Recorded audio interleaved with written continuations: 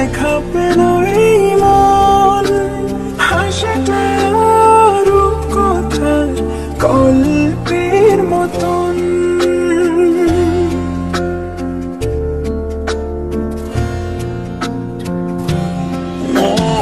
অচেনা এক সুখে দেখা পেল এই মন, হাসিটা